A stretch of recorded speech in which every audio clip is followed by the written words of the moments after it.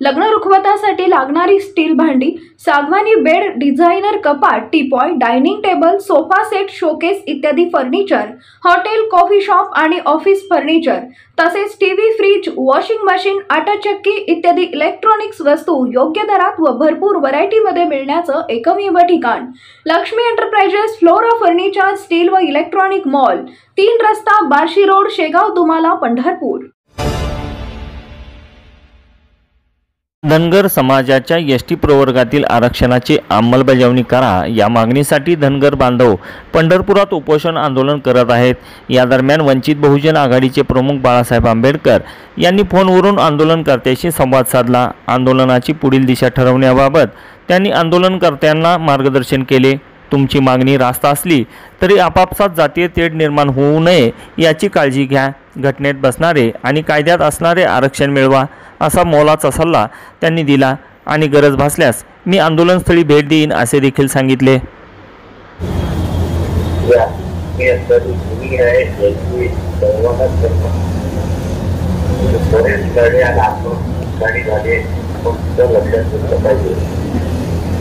माझं आपल्या सगळ्यांना असणारं एक सूचना आहे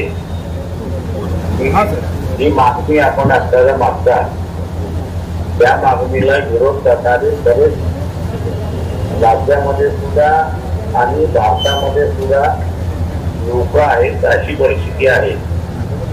त्यांचं म्हणणं असं आहे की आम्ही आता आमच्या जुन्या यादीमध्ये नव्यानं घेणार नाही आणि ते सगळेजण असणारं शासनाला ब्लॅकमेलिंग करतात अशी परिस्थिती आहे। ही परिस्थिती जाणीव आहे आपल्या सगळ्यांना। त्याच्यामुळे आपण असणारी सगळ्यांनी भूमिका घेतली पाहिजे की बाबा आमच्यावरती अन्याय झाला, आम्हाला घटनेने मान्य केलं, डॉक्टर बाबासाहेब आंबेडकरांनी आम्हाला दिलं, पण इतक्या विश्वसेने आम्हाला असणारं नाकारलं आणि लागू होणार नाही कशाने तिने त्या ठिकाणी पाहिलं। आता आम्ही असणारं शासनाला म्हणतोय की जुने मंडळी आहेत त्या सगळ्या जुन्या मंडळींना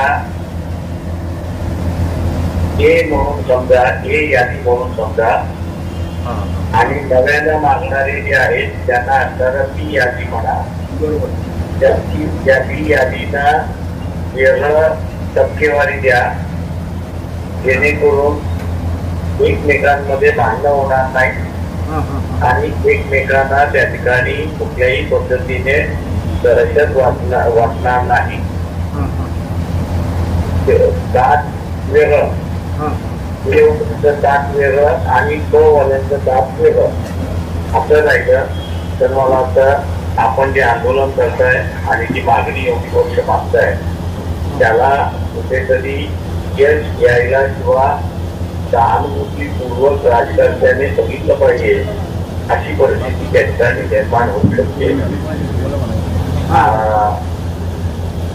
आपण सगळेजण लढताय की याला आम्ही सगळेजण आपल्या बरोबर आहोत आणि वेळ पडली की सरळ त्या ठिकाणी भेट द्यायला आपल्याला येऊन जाईल। तुमचं स्वागत आहे। आमचे उपोषण करते गणेश केसकर आपल्याशी बोलतात साहेब, 1 सेकंड साहेब। जय भीम जय मल्हार, गणेश केसकर बोलतोय उपोषण करता। जय मल्हार, काय म्हणता? तब्येत ठीक आहे आमची, आता शुगर डाऊन व्हायला लागली आहे। आमची अपेक्षा आहे की आपण एकदा उपोषण स्थळी भेट द्यावी आणि दुसरा विषय असा की सर आम्ही नव्याने मागणी करत नाही आहोत, आम्ही पहिल्यापासूनच एसटीच्या यादीमध्ये आहोत।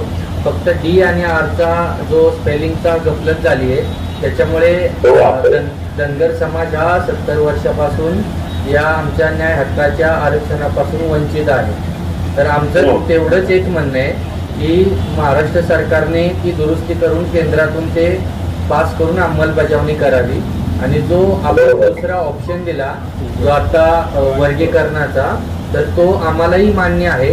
कारण की जर काही एसटी मधल्या जातींना असं वाटत असेल की हा मोठा समूह आमच्यामध्ये आल्याच्या नंतरनं आम्हाला प्रॉब्लेम होऊ शकतो, तर भारत सरकारने आता जो सर्वोच्च न्यायालयाने जो निकाल दिला वर्गीकरणाचा, त्याच्यामध्ये AB सारखं आमचं NTC सारखं जसं केलंय OBC मध्ये VJNTचा क्लास करून तसं केलं तरी आम्हाला त्याच्यामध्ये काही हरकत नाही. परंतु सगळे SC आणि सगळे SC तुमच्या विरोधात जातील एवढं लक्षात घ्या. SC वाल्यांचा निर्णय झालाय की आम्हाला वर्गीकरण मान्य नाही. ओके सर, मी तुम्हाला याला हात घालू नका, तुम्ही हात बाजून घ्या. Yes sir. SC वाले सगळे विरोधात आहेत आणि SC वाले सुद्धा सगळे विरोधात आहेत या वर्गीकरणाची. ओके सर, मी तुम्हाला फक्त सर्व उपोषणकर्त्यांमार्फत एवढीच रिक्वेस्ट करू इच्छितो आणि संबंध धनगर समाज महाराष्ट्र राज्याच्या वतीने एकच रिक्वेस्ट करू इच्छितो की तुम्ही आम्हाला उपोषण स्थळी एकदा भेट द्यायला यावं.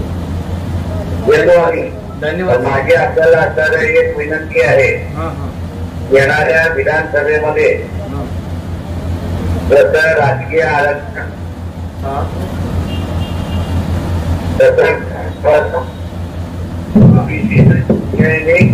आणि नोकऱ्याचं आरक्षण थांबल्या जाणार आहे. तेव्हा आपण आपल्याला सांगितलं पाहिजे की यावेळेस मतदान करताना आरक्षण वाचवण्यासाठी मतदान केलं पाहिजे आणि ओबीसीच्या उमेदवाराला एसटीच्या उमेदवाराला केलं पाहिजे. ही जरांगे पाटील यांच्या मागणीला पाठिंबा देणारे जे राजकीय पक्ष आहेत, ते भारतीय जनता पक्ष असेल, एनसीपी असेल, काँग्रेस असेल, उद्धव ठाकरे असेल, त्या उमेदवाराला मतदान द्यायचं नाही.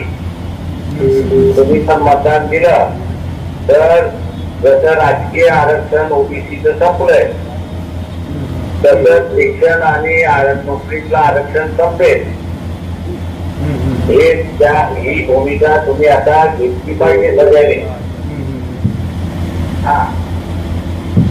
सर, आपण या ठिकाणी भेट द्यावी सगळ्यांची इच्छा आहे आणि सर आपण भेट द्यायचं पाठिंबा दर्शवला सर. आम्ही सगळे उपोषण करते आपलं आचरण जाते. तुमच्या मनापासून आभार मानतो. ठीक, जय मल्हार सर.